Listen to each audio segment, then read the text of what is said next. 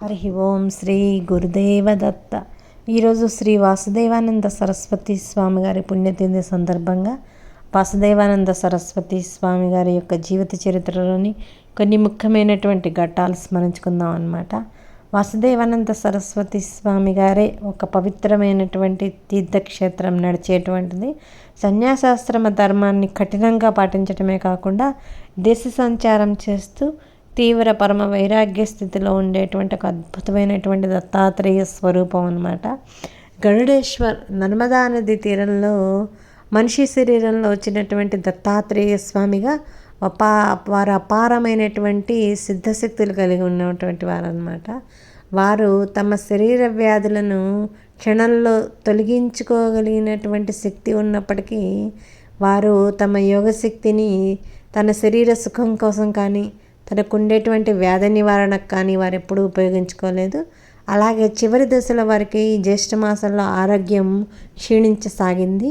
శరీరంలో నుంచి తీవ్రంగా వేడి వస్తూ శారీరక బాధలు అనేకమైన ఉన్నప్పటికీ వారి ముఖంపై ప్రశాంతత, బాహ్య శరీరం క్షీణిస్తున్నప్పటికీ బ్రహ్మానందంలో లీనమై వారి నోటి నుంచి నిరంతరము దిగంబర దిగంబర దత్త దత్త అనేటువంటి నామస్మరణం వినిపిస్తూనే ఉండేది.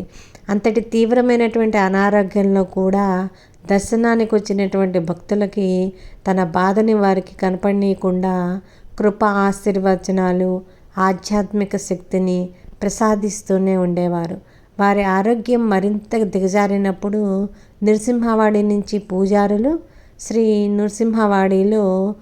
నృసింహ సరస్వతి దీక్షిత్ స్వామివారికి ఆరోగ్యం బాగుండాలని దత్తాత్రేయ స్వామిని ప్రార్థిస్తూ సతతార అభిషేకం అనేటువంటిది నిర్వహించారన్నమాట. ఆ విషయం వాసుదేవానంద సరస్వతి స్వామి గారికి గరుడేశ్వర్లో తెలిసి నృసింహవాడికి ఒక కబురు పంపించారు. మీరు చేస్తున్నటువంటి అపార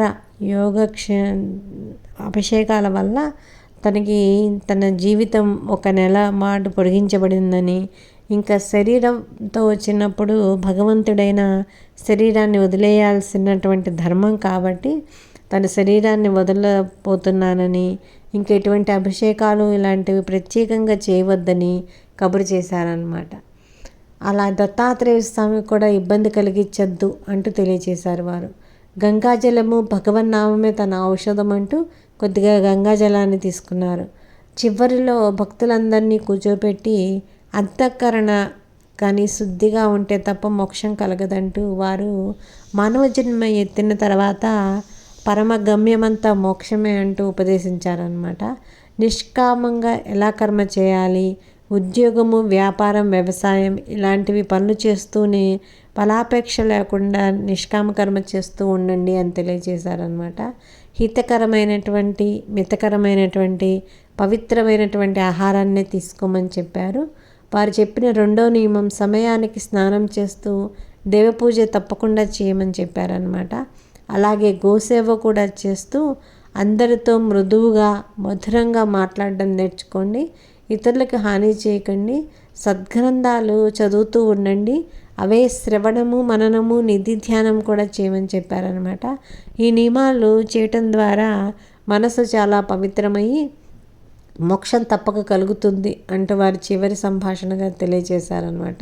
ఒకరోజు స్వామివారు ఉన్నట్టుండి విపరీతమైన సంతోషంతో తీవ్ర సమాధి స్థితిలో ఉండి, ఈరోజు మీకు ఎవరికి ఏది కావాలంటే అడగండి, మీ అందరికీ తప్పకుండా తీరుస్తాను అంటూ అన్నారు. సాక్షాత్తు కల్పవృక్షమే ఎదురుగా ఉండి అంతటి వరాలు ఇస్తామంటూ ఆ దివ్య తేజస్సు, సాన్నిధ్యము, అతి ప్రశాంతమైనటువంటి వాతావరణం ఉండడం వల్ల భక్తులెవరు స్వామివారితో ఒక్క మాట కూడా మాట్లాడలేకపోయారనమాట. తను ఈ అవతార కార్యక్రమాన్ని త్వరలో ముగించబోతానని తెలియచేస్తూ తనకి విఠలరావు సోనార్ సమర్పించినటువంటి పంచలోహ దత్త విగ్రహాన్ని ప్రతిష్ఠించేందుకు స్వామివారు దత్తాత్రేయ స్వామిని ప్రార్థించగా తను ఇక్కడ దత్తమందిరంలో ప్రతిష్ఠ చేయమని చెప్పగా స్వామివారి ఆజ్ఞతో అక్కడే ప్రతిష్ఠ చేశారనమాట. అలాగే చివరికి వారు ఆనందనామ సంవత్సరము ఆషాఢ శుద్ధ ప్రతిపద మంగళవారం ఆర్ద్ర నక్షత్రము రాత్రి సుమారు 11 గంటల సమయంలో స్వామివారి భక్తులందరినీ తనని కూర్చోబెట్టమని ఆజ్ఞాపించారు. స్వామివారిని కూర్చోబెట్టగా దత్తాత్రేయ స్వామికి ఎదురుగ్గా కూర్చొని సిద్ధాసనంలో చివరిగా తన ప్రాణాయామంతో శ్వాసని వారే నిలిపేసి దీర్ఘమైనటువంటి ఓంకార ప్రణవోత్సవం చేసి అత్యంత సహజంగా దత్తాత్రేయ స్వామిని చూస్తూ అలా తన దేహాన్ని విడిచిపెట్టారు. వారి ఇచ్ఛామరణం వలన సంపూర్ణ యోగబలంతో మహాసమాధి చెందారనమాట. అలాగే వారి పార్థివ దేహాన్ని పక్క రోజు పవమాన పురుష సూక్త రుద్ర మంత్రోపచారాల మధ్య అభిషేకం చేయగా తులసి బిల్వపత్రాలు పుష్పాలు అన్నీ అలంకరించి పల్లకీలో కూర్చోబెట్టి నర్మదా నది తీరానికి వెళ్ళి వారి సన్యాస దండాన్ని 3 ముక్కలు చేసి వారి ఒళ్ళో ఉంచి కమండలానికి రంధ్రం చేసి నడుముకు కట్టారు. సహస్రాల చక్రస్థలంలో శాస్త్రోక్త విధిగా నిర్వహించి శరీరానికి రాళ్ళు కట్టి నారదేశ్వర మందిర సమీపంలో నర్మదా నదిలో నుంచి లోతైన జలంలో వారిని జల సమాధి చేశారనమాట. నర్మదా మాత చూస్తుండగానే తన ప్రియభర్తుడిని ప్రేమగా తన ఒళ్ళో కలిపేసుకుంది. వాసుదేవానంద సరస్వతి స్వామి గారి యొక్క నడిచే సాక్షాత్ దత్తాత్రేయ స్వరూపంగా ఆ రోజుల్లో కొనియాడబడ్డారనమాట.